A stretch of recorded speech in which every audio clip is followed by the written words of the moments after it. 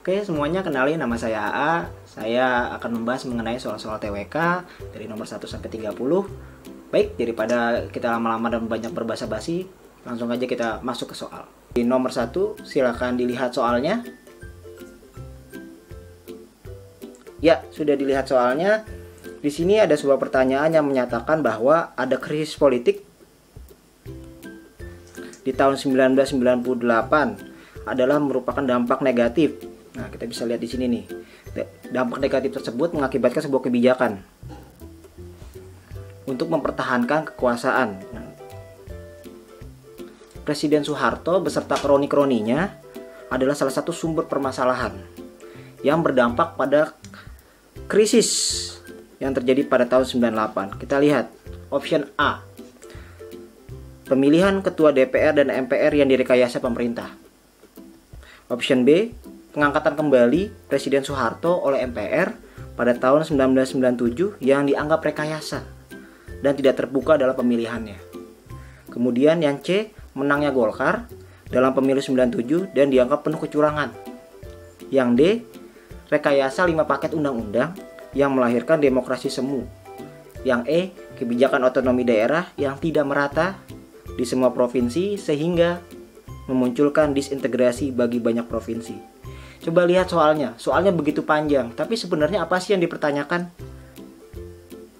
Di sini, salah satu sumber permasalahan politik, berarti yang ditanya adalah sumber permasalahannya apa sih terjadinya krisis 98? Nah, dilihat di jawabannya dari A sampai E, sebenarnya itu yang bermasalahnya adalah Pak Hartonya.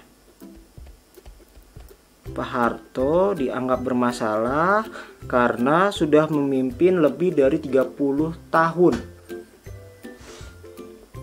Kalau misalnya kita lihat di sini dari A, B, C dan E, jawabannya lebih condong yang B. Mengapa? Karena di sini ada kalimat pengangkatan kembali Presiden Soeharto oleh MPR.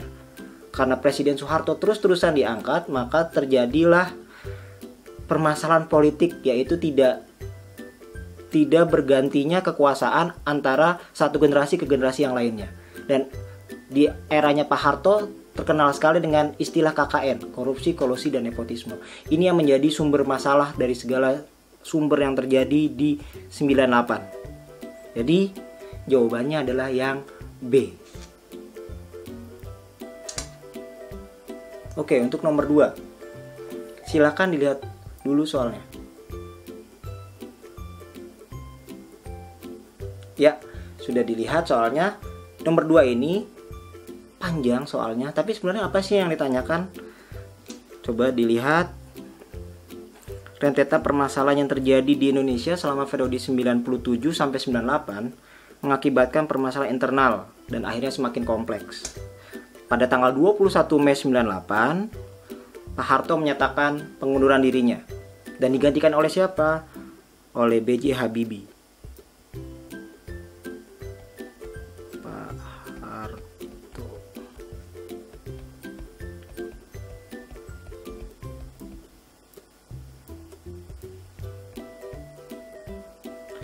Yang ditanyakan dalam soal adalah dasar hukum yang digunakan untuk menggantikan dari Pak Harto ke Baharudin Yusuf Habibie. Apakah itu? Di option terlihat yang A adalah TAP MPR, B. Instruksi Presiden, C. Keputusan Presiden, D. Pasal 8 Undang-Undang Dasar 1945, yang E. Pasal 18 Undang-Undang Dasar 1945.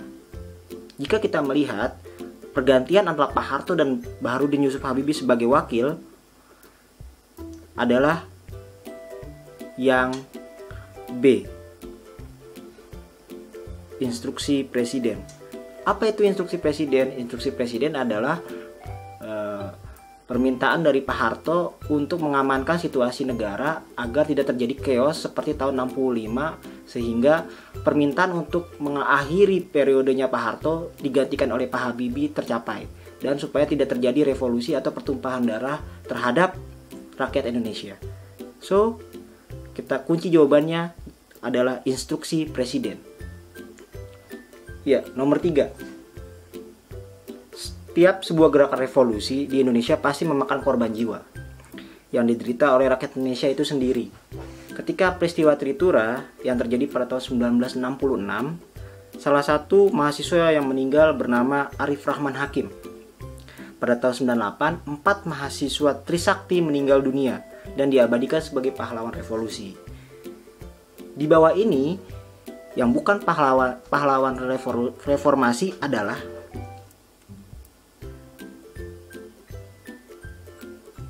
ya, sudah dilihat. Jawabannya A adalah Elang Mulya Lesmana, B. Hafidin Royan, C. Heri Hendarto, D. Hendriawansi, dan E. Heri Hertanto. Kalau kita lihat di sini ada perbedaan antara pahlawan revolusi dengan pahlawan reformasi. Kalau pahlawan revolusi terkenal pada tahun 66, peristiwa G30S PKI yang efeknya adalah menumbangkan pemerintahan Orde Lama. Sementara pahlawan reformasi ini terkenal karena penembakan yang dilakukan oleh terduga apa itu disebutnya oknum yang menembak secara brutal ke arah kampus Trisakti menggunakan peluru tajam. Siapakah nama pahlawan reformasi? Elang Mulya Lesmana, berarti option A termasuk. Hafidin Royan termasuk juga. Hendriawansi yang D masuk. Heri Hertanto yang E masuk. Yang tidak termasuk adalah Heri Hendarto. Ini bukan termasuk pahlawan reformasi. Pahlawan apakah itu saya juga tidak tahu. Jadi jawabannya kita kunci yang C. Oke, lanjut lagi nanti ke nomor 4. Oke, sekarang kita bahas mengenai nomor 4. Presiden Megawati dinilai sebagai peletak dasar demokrasi Indonesia.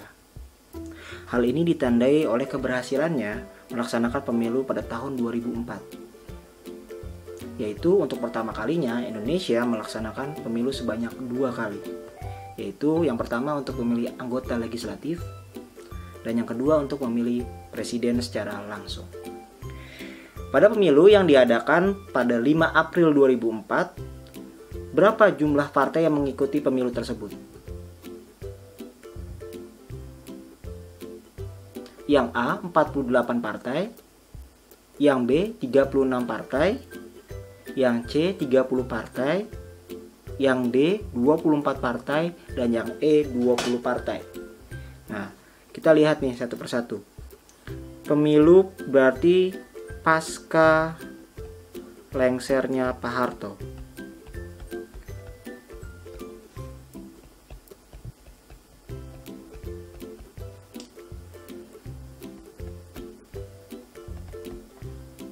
Pemilu yang dilakukan pasca lengsernya Pak Harto adalah pada masa Baharudin Yusuf Habibie. Jumlah partainya 48 yang mengikuti pemilu. Kemudian setelah Baharudin Yusuf Habibie digantikan oleh Kiai Haji Abdurrahman Wahid. Hanya sementara beliau memimpin Indonesia, kemudian digantikan oleh Megawati Soekarno Putri. Pada saat Megawati Soekarno Putri, jumlah partainya yang mengikuti pemilu pada tahun 2004 sejumlah 24 partai. Dan yang menang pemilu tersebut adalah... Oke, kita lanjut lagi nomor 5. Nomor 5 ada hubungannya dengan nomor 4 tadi nih.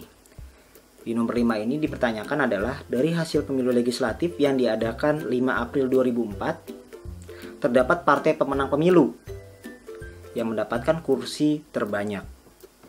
Partai apakah atau siapakah partai yang menang pada tahun 2004? A. Itu PDIP, B. Itu Demokrat, C. Itu P3, D. Itu PKB, E. Itu Golkar. Yang ditanyakan adalah pemenang pemilu tahun 2004.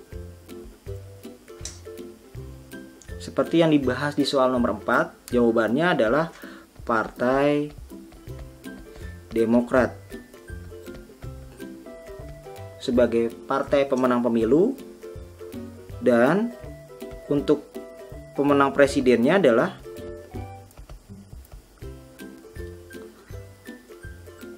Susilo Bambang Yudhoyono, terpilih sebagai presiden pertama yang dipilih langsung oleh rakyatnya.